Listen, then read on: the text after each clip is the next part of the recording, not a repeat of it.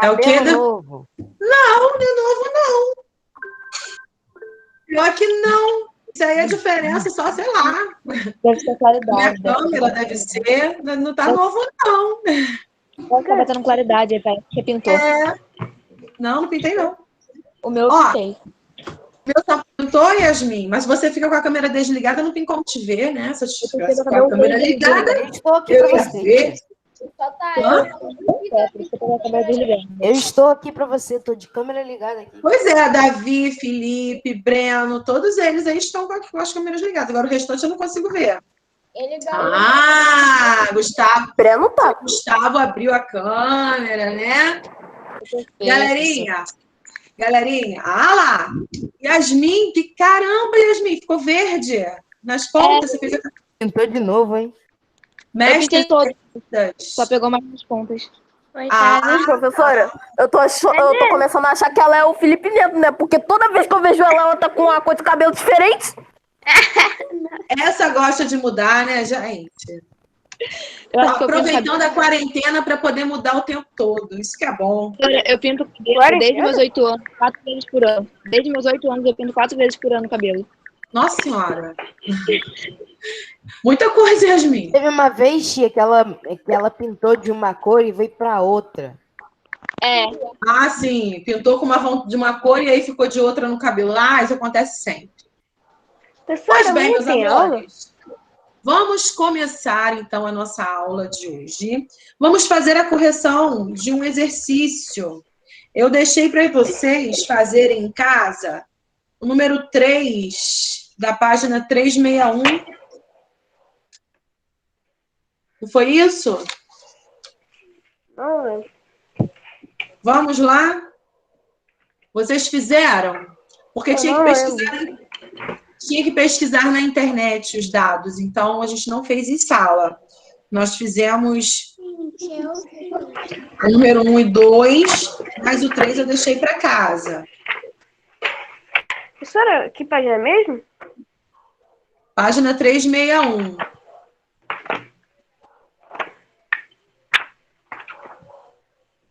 Vamos lá? Olha, vocês tinham que pesquisar os dados sobre os estados que estão listados aqui nessa tabela, tá? E aí teriam que entrar no site do IBGE para que vocês pudessem conseguir essas informações. Amazonas, qual é a população total do estado do Amazonas? Tia, que página é? Página 361. 4.200... Não sei falar, não. 4 milhões. Obrigada, tia.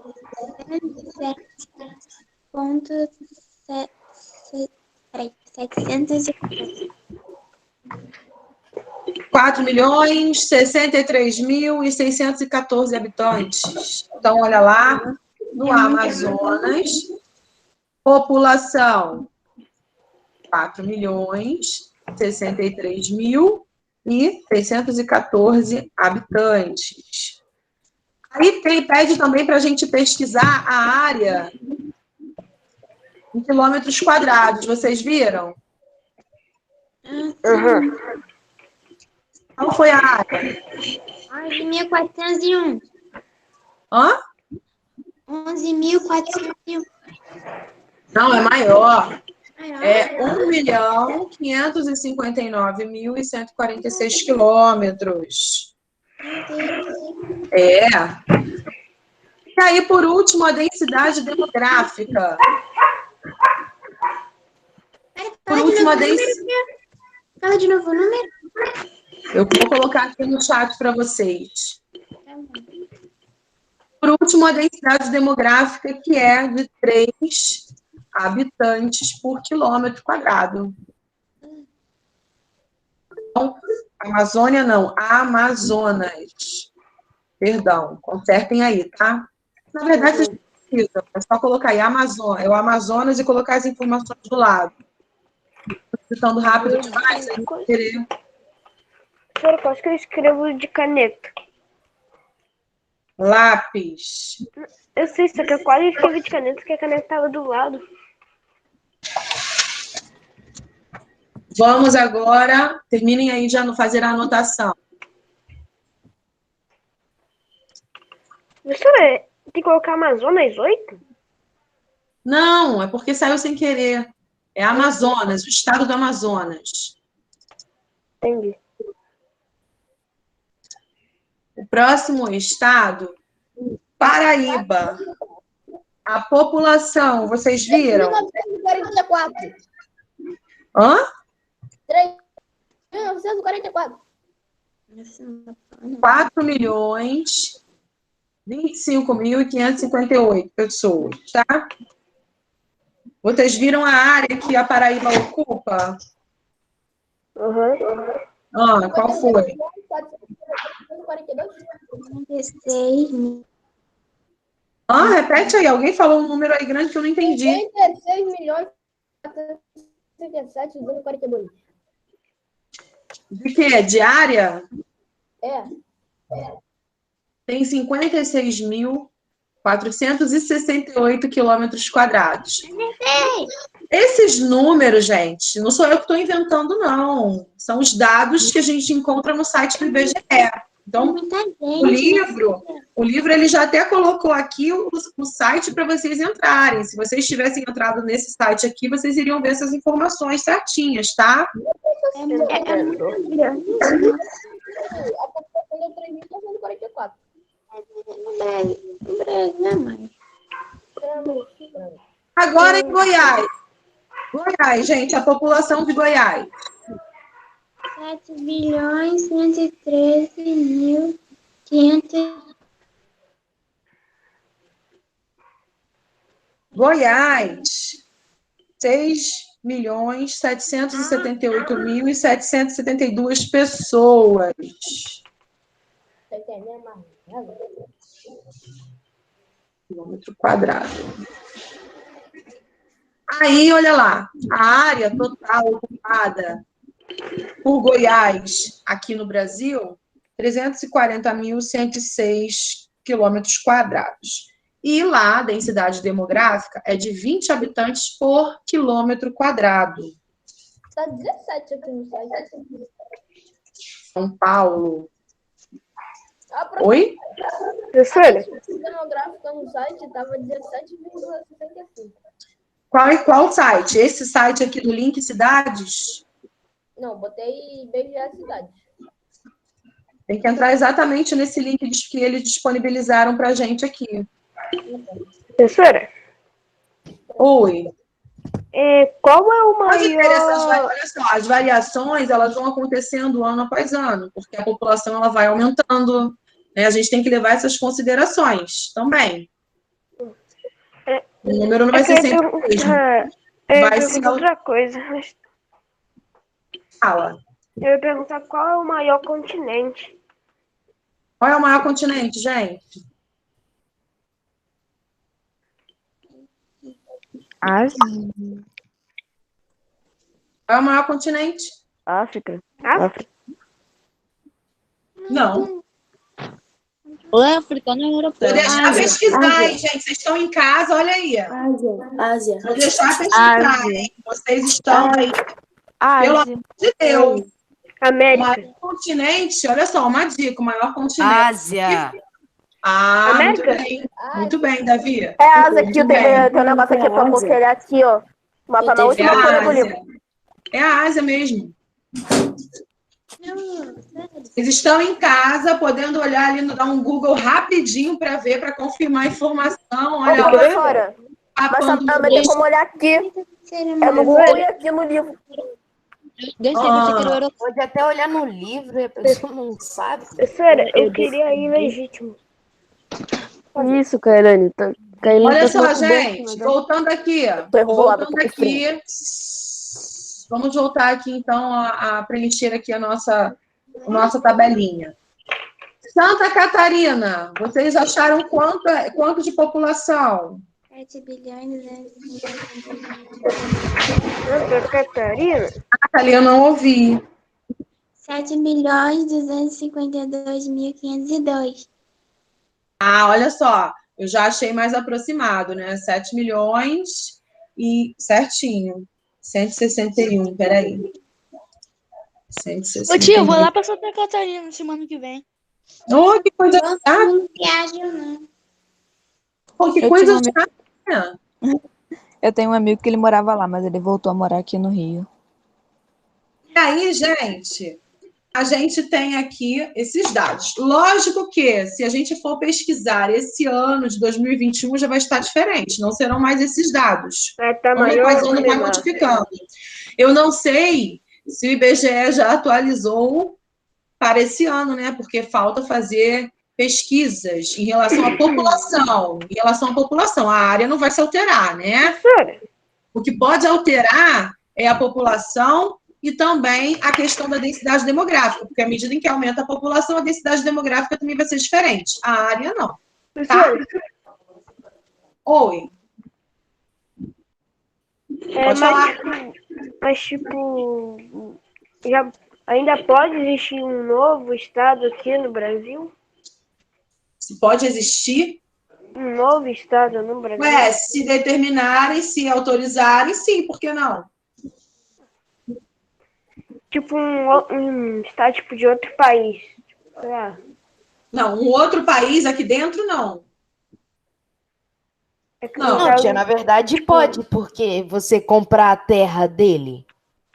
Entendeu? tipo, igual a Se do comprar Mas a aí, terra gente, do olha só, país. vocês estão viajando demais. Vocês estão querendo dizer o quê? Que o Brasil vai vender terras para formar Não, um país não, tia. independente, é Ele isso? tá falando de um estado em outro país. Pode, né? Porque você pode simplesmente comprar a terra da pessoa, uma parte Não, da não terra. Então, mas aí você está querendo dizer Não. que o Brasil vai vender suas terras. O Brasil, para que vai vender agora? Não vai vender, não. não, mas eu não tava falando isso, eu tava falando, tipo.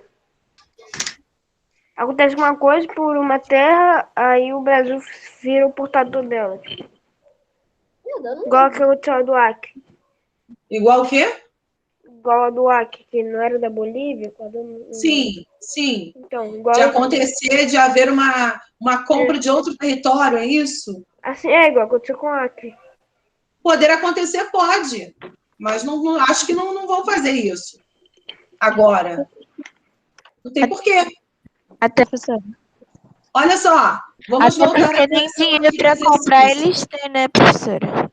Oi? Entendeu? Tem É dinheiro porque nem pra nem comprar. dinheiro pra comprar um outro coisa tem. Tá faltando dinheiro para investir num monte de coisa agora na pandemia, né, gente? Mas vamos focar aqui no exercício. Calma aí, Na Vicente. letra A, qual dos estados da tabela possui a maior densidade demográfica? São Paulo.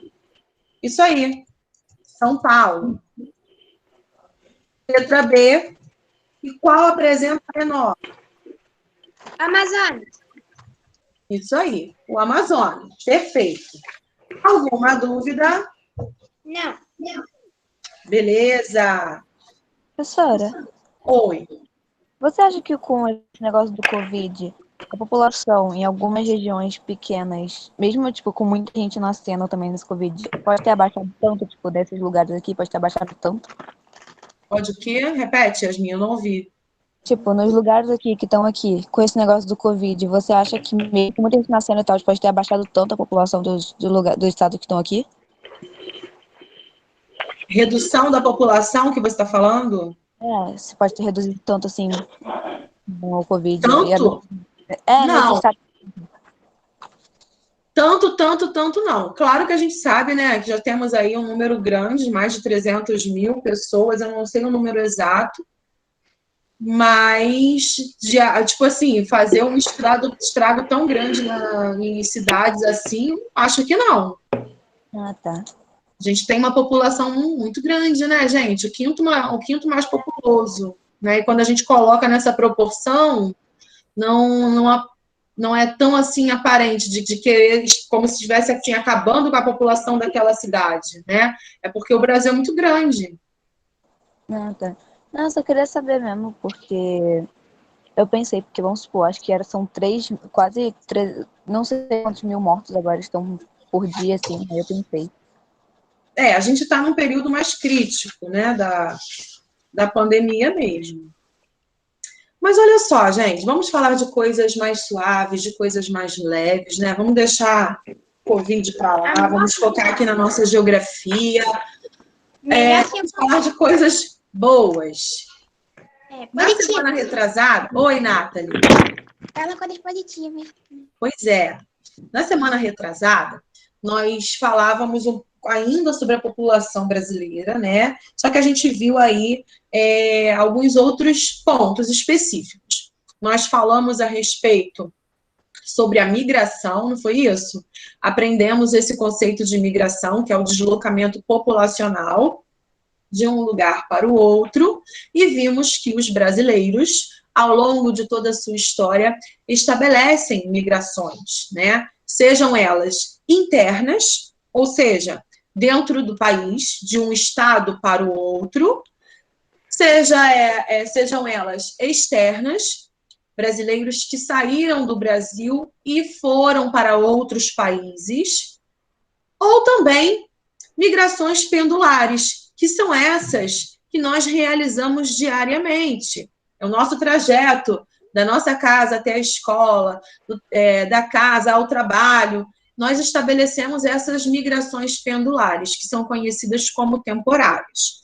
As pessoas migram, as pessoas se deslocam de um lugar para o outro por N motivos, por diversas razões, né? Em busca de trabalho, em busca de melhores condições de vida. Algumas pessoas, que não é o caso do Brasil, né, mas no mundo, esse fluxo migratório ele é muito presente.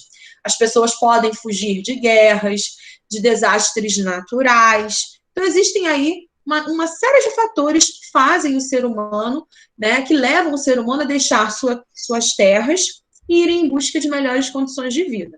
Aqui no nosso caso, geralmente, é o fator econômico, né?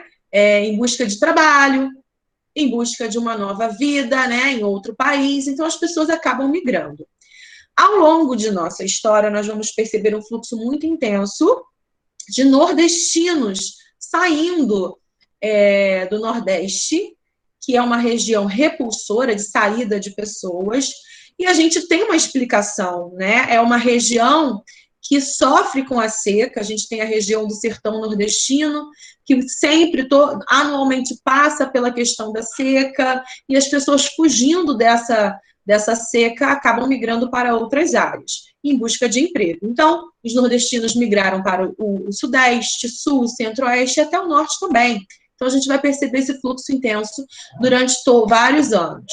Mas vamos perceber também fluxos migratórios de pessoas da região sul para o centro-oeste, mas a região que mais recebe migrantes é a região sudeste. E por que o sudeste recebe aí o maior número de migrantes?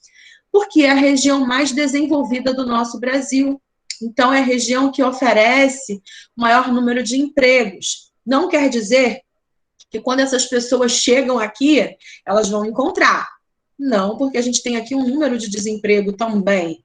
Mas as pessoas acabam vindo para cá por conta desse desenvolvimento. Nós temos aqui um número maior de indústrias, a atividade de comércio e prestação de serviços são mais desenvolvidas, então as pessoas acabam vindo para cá, né?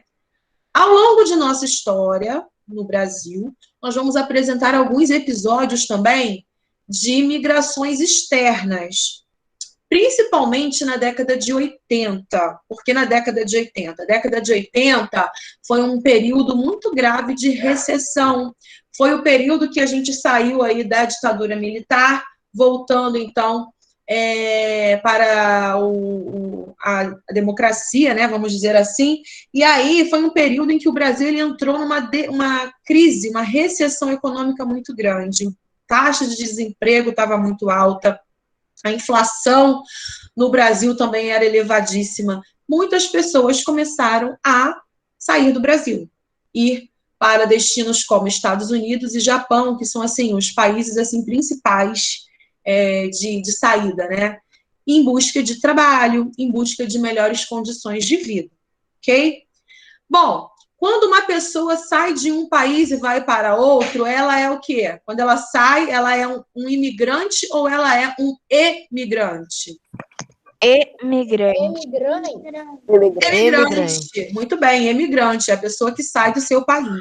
E quando essa pessoa chega lá no outro país, ela Imigrante. se torna Imigrante. a pessoa que chega. E chamamos de imigrantes aquelas pessoas que realizam, né, os seus deslocamentos dentro do seu próprio país, entre os estados, são migrantes, tá certo? Há alguma dúvida? Não. Não? Agora a gente vai continuar falando aqui um pouquinho sobre algumas características da nossa população brasileira.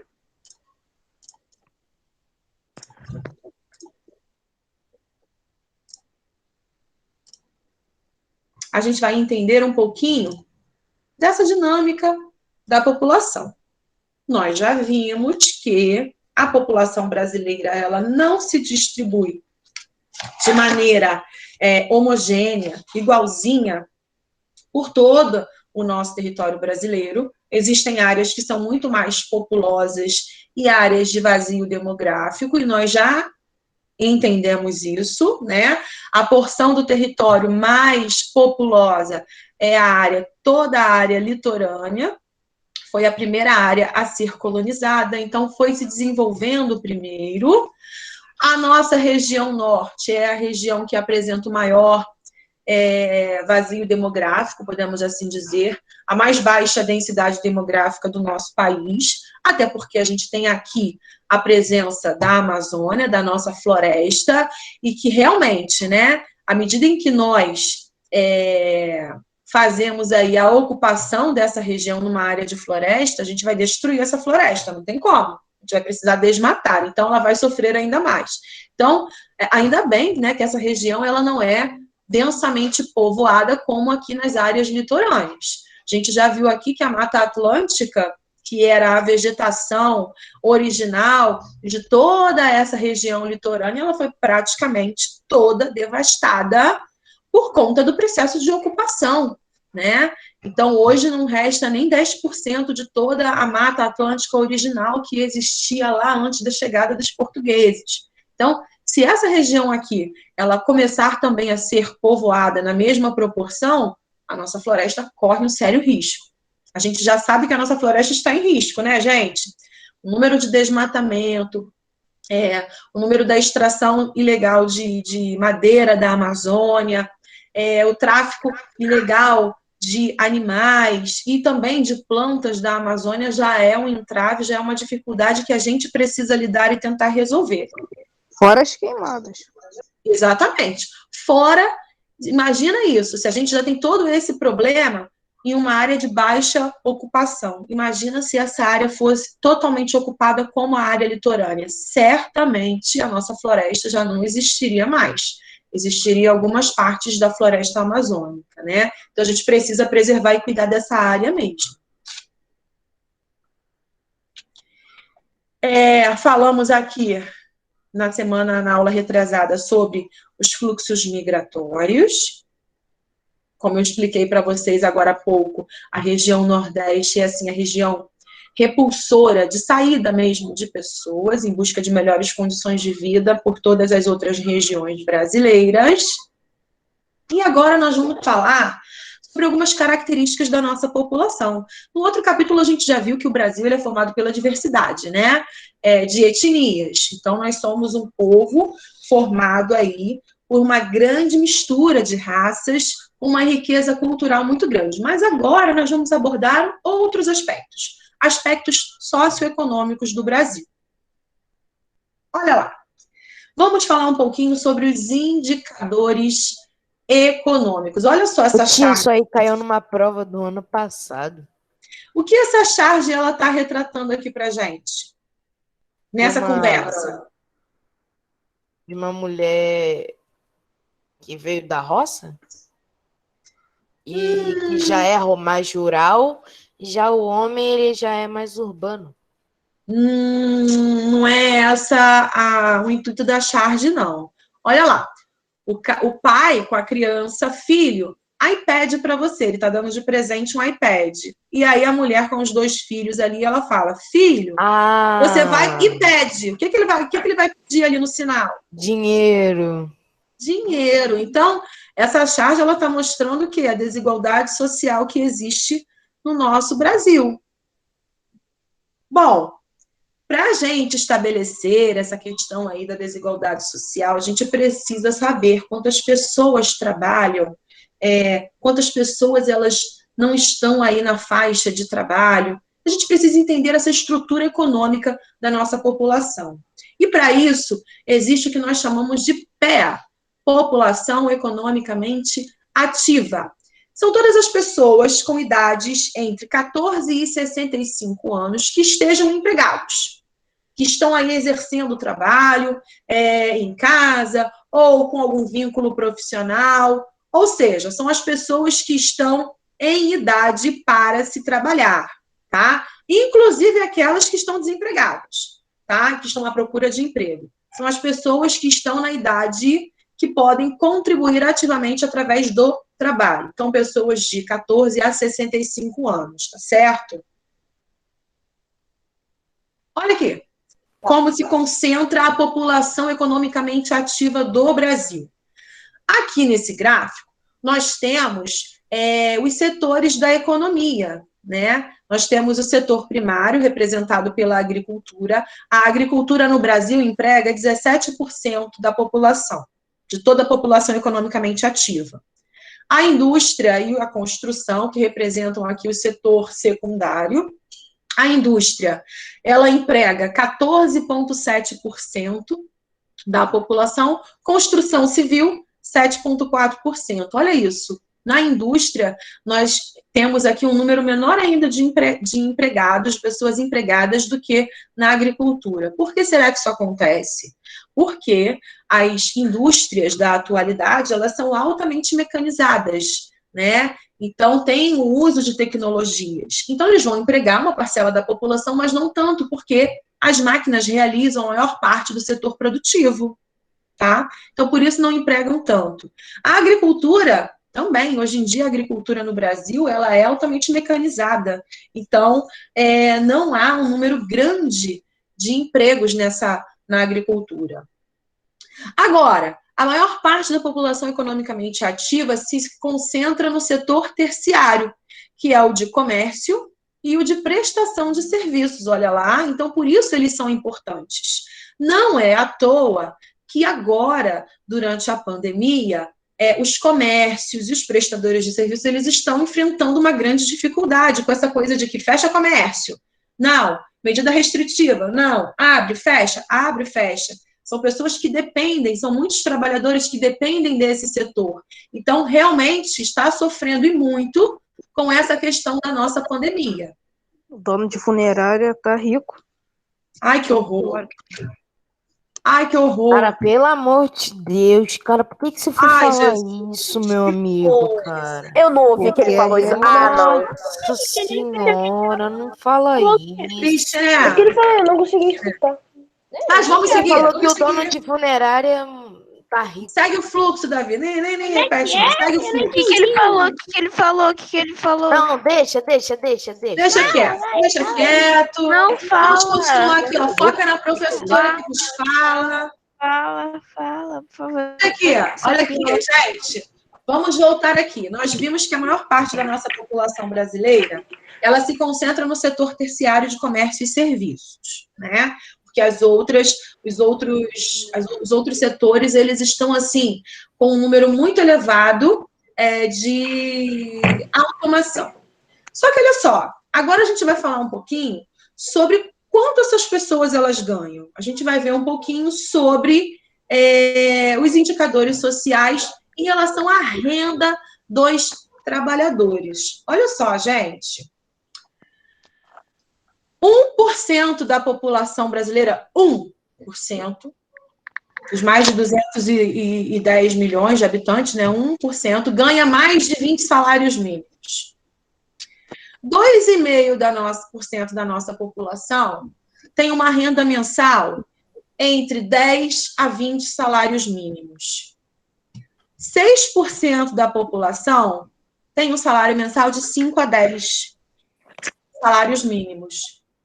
8,5% de 3 a 5. Apenas 10%, 10,5% da população ganha entre 2 a 3 salários mínimos. Olha só isso, gente, olha essa proporção. 30% ganha entre 1 e 2 e 41,5% até 1 salário mínimo. Então, olha só, com esse gráfico aqui, a gente consegue identificar que a maior parte, 71,5% da população brasileira, sobrevive com até 2 salários mínimos. Ô tia, só para informar que aquele 1% ali é de político. 1%, né, Davi? Então, tá aqui também, né? Os políticos estão aqui, né? Os empresários, os grandes empresários, os políticos, eles estão aqui, né? Apenas 1% da nossa população, olha só, ganha mais de 20 salários. Então, o resultado a gente vê no nosso dia a dia. A distribuição de renda no Brasil é muito desigual, porque, olha só, 10% de toda a população brasileira, apenas 10% detém quase metade de toda a renda do Brasil, de toda a distribuição dos rendimentos brasileiros, tá certo? Quase metade. E 90% da população tem que se dividir, olha só, com esse restante. É praticamente isso aqui que a gente vê, na verdade, né? Pouquíssimas pessoas com muito e muitas pessoas tendo que dividir esse pouco. E aí, qual vai ser a consequência dessa grande concentração de renda? Gente, segundo a ONU, o Brasil ele está entre os 5 países que apresentam aí a maior concentração de renda no mundo. Isso é um problema sério, é um problema grave, que nós precisamos reduzir essas diferenças, essas disparidades. Por quê? Porque essas diferenças, elas vão impactar na nossa sociedade. Podem me citar um exemplo dessas consequências dessa concentração de renda aqui no Brasil? Vocês podem me citar? Tia, meu áudio para você tá sendo bom? Tá. Que eu posso falar? Obrigado. Uma pessoa que trabalha duro pedreiro, ele não ganha 20 salários mínimos. Sim. E quais são as consequências para a nossa sociedade em relação a essa concentração de renda? Falta de comida. Falta de comida. Todo mundo consegue emprego? Não. Nem sempre.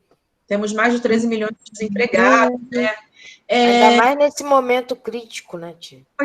Pois é. Então, o que acontece? Essa grande concentração de renda, ela vai gerar as desigualdades sociais que nós encontramos no nosso país. Além das quando eu acordo, eu sempre penso na mesma coisa.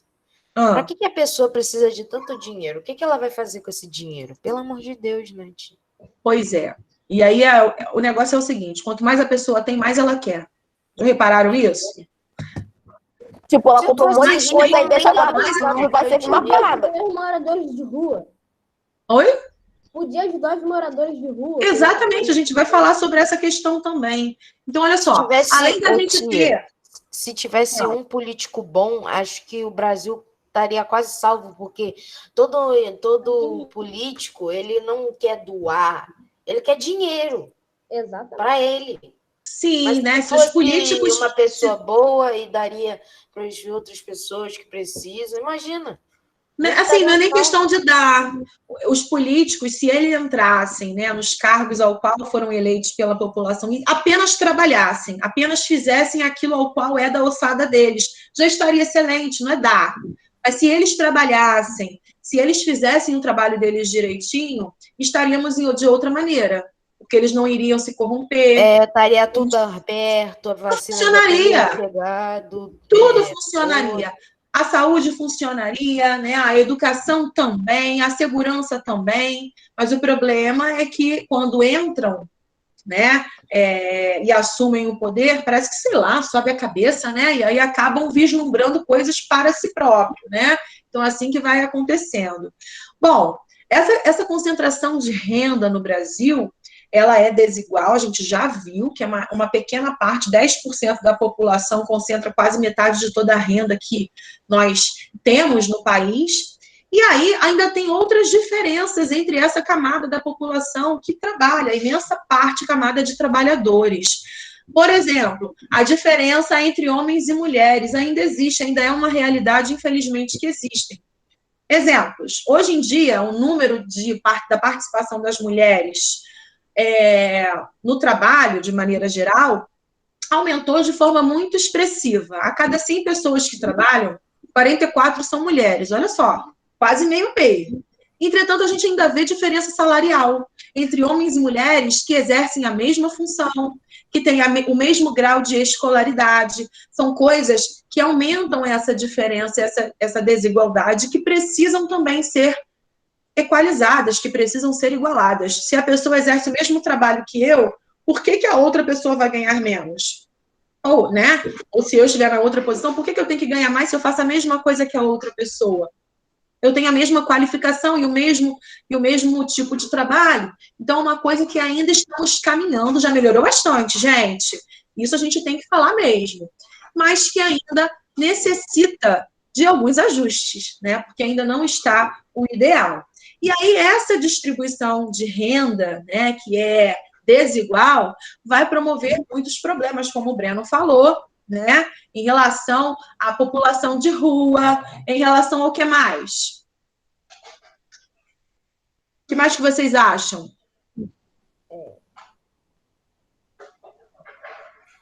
Essa palavrinha aqui tá aqui, não é à toa. O que está escrito aí? A educação. A educação. Olha só, gente. Tem um problema em cada setor, né, tia? Muito ruim. Exatamente. E aqui é um problema bem importante. Por quê? Dependendo da sua condição, né? Dependendo da sua classe, você não vai ter acesso a uma educação de qualidade, quando deveria, né? Olha aqui, gente. Vamos olhar esse gráfico aqui. Nesse gráfico, nós temos a porcentagem do número de analfabetos por regiões.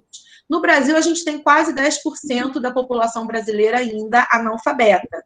Mas a região brasileira que apresenta o maior número de analfabetos é a região Nordeste, com 18,7%.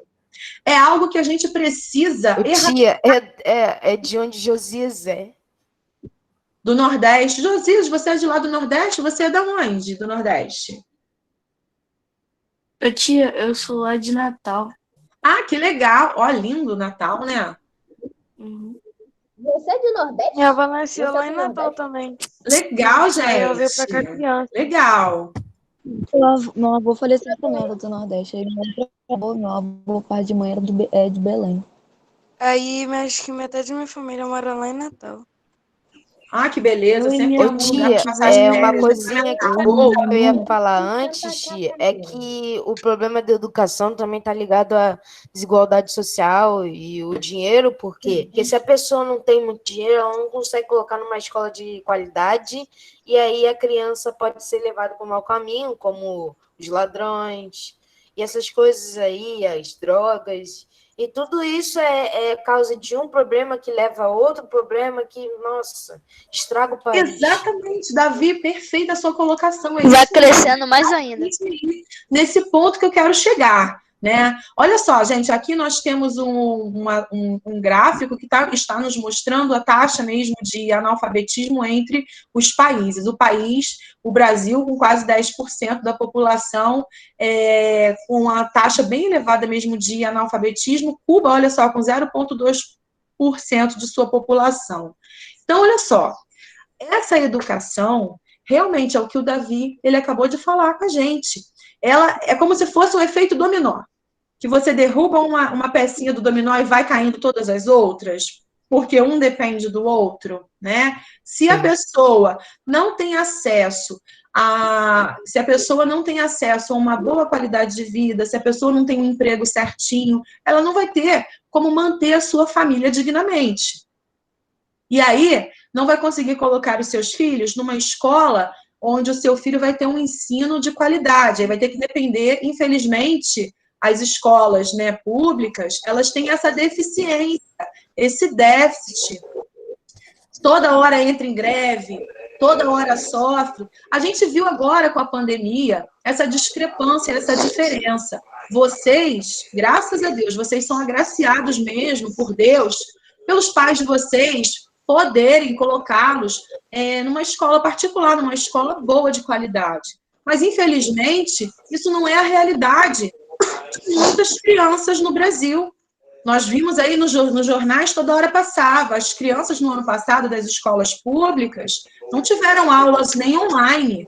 Eles tinham era que pegar o material na escola, o professor deixava a apostila lá e a atividade, e ele que tinha que se virar para aprender. Ele que tinha que ir lá aprender sozinho. Então, é muito difícil. Não tem como igualar o mesmo tipo de ensino. Sem contar, né, que por conta dessas desigualdades, pelo fato de existirem muitas pessoas no desemprego, os pais, muitas vezes, acabam colocando até os filhos para trabalharem. A gente sabe que o trabalho infantil, ele é ilegal, né, ele é proibido. Mas, infelizmente, ainda acontece no Brasil. Crianças... Muitas crianças ficam no sinal vendendo bala. Isso nas cidades. Essa realidade nesse país, em outros, é muito ruim. No trabalho dela, né? Aí eu vi na rua um menino vendendo bala. Professora, Oi. Que aparentava ter uns 7 anos. Pois é, olha só que pena, né? Fala, Breno. uma vez eu fui com minha mãe, meu pai e minha avó levar minha tia em casa. Tava ela, meu primo e meu tio. A gente passou no sinal e tinha criança vendendo droga. Vendendo o quê? Droga. Sério, mano? Aí, não, olha só, gente, presta atenção. Ave Maria. Aí Maria. é aquilo que o Davi acabou de falar, né? Que infelizmente as pessoas. Não é justificativa, não tem justificativa. Mas, por outro lado, a pessoa se vê sem saída e acaba indo para o lado errado, em vez de ir para o lado do bem, né? Porque sempre tem um jeito de você ter uma escolha. Mas o meio em que a pessoa vive é diferente do nosso. E aí, muitas vezes, esse meio acaba influenciando na vida dessa criança, do adolescente, que acaba indo para o caminho errado. Ô, então, tia, muitos policiais, muita gente morre por causa que de um erro acontece muita coisa, né? Porque um erro causou outro erro, que causa um... Vai aumentando cada vez mais, né, Davi? Exatamente. Então, olha só, é um problema muito sério, essa questão do trabalho infantil também, porque não ocorre só nas cidades. Isso é o que a gente vê, das crianças no sinal vendendo bala, fazendo aquele showzinho com bola de malabarismo, a gente vê sempre. Mas no campo também a gente vê. A criança deveria estar estudando. Mas veja bem, gente, o trabalho que a gente está falando é esse tipo de trabalho. Agora, em casa, vocês podem ajudar os pais de vocês, tá? Não vem dizer depois, olha, a professora de geografia falou que o trabalho infantil é proibido. Vocês podem ajudar e contribuir e colaborar em casa, né?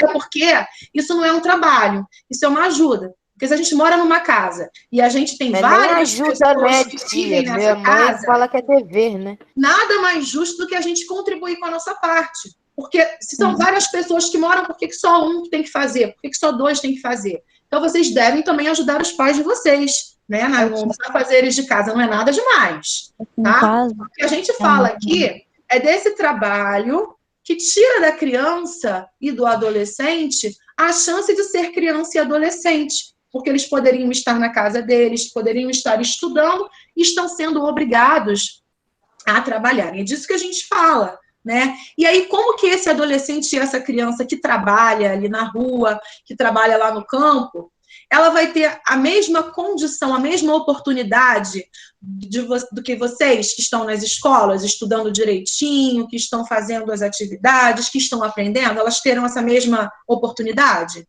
Não. É mais difícil, né?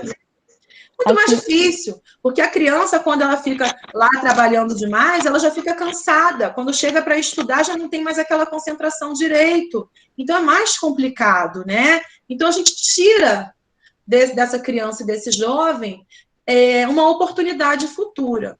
Então, a gente precisa reduzir mesmo essa desigualdade que nós temos. Essa foto aqui, gente, exemplifica com uma maestria ímpar isso. De um lado, a gente tem um prédio suntuoso, onde as pessoas, os ricos, eles estão aqui desfrutando de todas as condições necessárias para uma excelente qualidade de vida, e que logo, bem próximo, nós temos uma comunidade, com casas mais simples, casas pequenas. Você não está vendo aqui, ó, uma quadra de tênis, uma piscina para que os moradores, né, eles possam desfrutar, porque não tem condições para isso, né? E aí a vida é bem mais difícil. Com um número cada vez maior de desemprego, aumenta o número, olha só, de pessoas que vivem, né, em situação de rua. É o que mais a gente vê, né, gente? Se a gente parar andando aí nos grandes centros urbanos, é só você olhar, né, pela janela, assim, dos carros ou ônibus, vocês vão ver rapidamente um morador de rua. Isso é muito triste, porque a pessoa perde a sua dignidade. Você não tem lá em Niterói tem muito, né? Muito, muito. No centro de São Gonçalo também, tem muito. Verdade. Assim, a pessoa perde a dignidade, né, de não ter um lar onde dormir. Eu fico pensando muito assim no frio, né, quando tá no inverno, aquele frio rigoroso. Eu sempre fico pensando nessas pessoas que estão nas ruas. Isso quando não tem gente que fica violentando os moradores de rua, né? Verdade. Ainda tem outras formas de violência, né, que a gente inclui, que entram nessas desigualdades. Então é um problema muito sério. Oi. No dia da Páscoa, eu vi um morador de rua, eu dei dinheiro pra ele. Ajudou ele. Ô, Muito tia. bem, Nathalie, muito bem. Ô, tia, Eu comprei um lanche pra ele. Verdade. Que tinha ali perto. ô, tia, teve uma vez que era aniversário do meu irmão. Aí eu tava vindo com um bolo gigante de salgado. Aí, o que a gente fez? Eu tava com um negócio de doce, né? Aí eu dei um pra ele. Não um doce, mas um pacote de doce. Isso aí. A gente tem sempre que exercer a nossa cidadania, né? Amados, eu vou liberando vocês para o intervalo agora, 10 horas, 10 e 1, tá? Até mais tarde, né? Na nossa outra aula. Até mais tarde. Tchau, tia. Até. Olha que milagre, não teve zoação hoje. Não teve? Zoação do Vasco. Deixa aqui. Rebaixado. Não traga essa lucidez para esse momento, gente. Deixa quieto. Tchau. Vai ser rebaixado até no campeonato. Tchau.